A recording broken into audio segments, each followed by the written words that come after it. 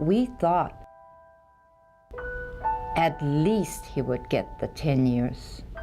More than 2 years after her mother's death, Susan Sheldon still believes her killer got off easy.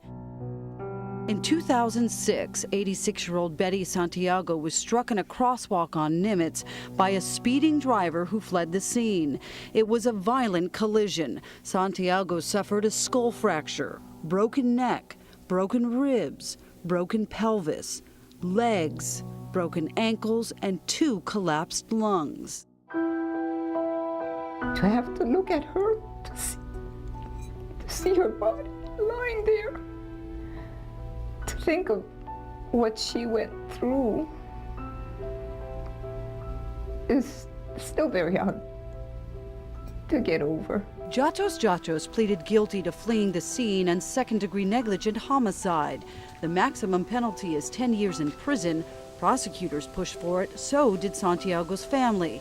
But Jatos got 1. Not enough for Sheldon. You need to send a stronger message out. If you hit someone, you're gonna pay dearly.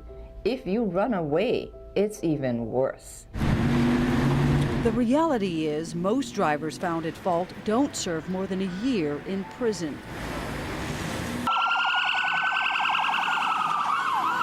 And a review by the Honolulu Advertiser and KGMB9 of fatal pedestrian cases from 2003 to 2006 found that only 42 out of 117, or 36% statewide, were prosecuted.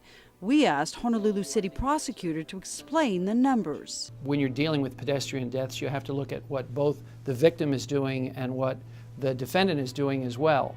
And so there's a sort of a comparison of the negligence involved. Peter Carlisle says they screen cases very carefully and often find the victim is at fault. Many are struck while jaywalking, pedestrians who put themselves in harm's way. Some enter a crosswalk too late or walk against a red light, and there are cases with no witnesses, or police determine is a pure accident.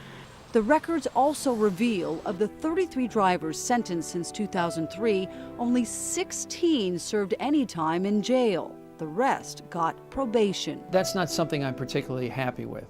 We asked Carlisle what he would say to those who look at the statistics and conclude the courts are too lenient on drivers who take lives. I would agree with them to some extent and not agree with them entirely. I don't think the numbers necessarily tell you what the incident involved. We certainly have cases where we do not agree with somebody not getting jail, or we do not agree with leniency that's been given by the court. To make the streets safer, Susan Sheldon wants to see stiffer penalties for drivers and their cars taken away when convicted. As for the man who killed her mother, Jatos was released from prison last month. I don't feel he will learn anything from that, because what's a year? He's got the rest of his life. My mom doesn't have it.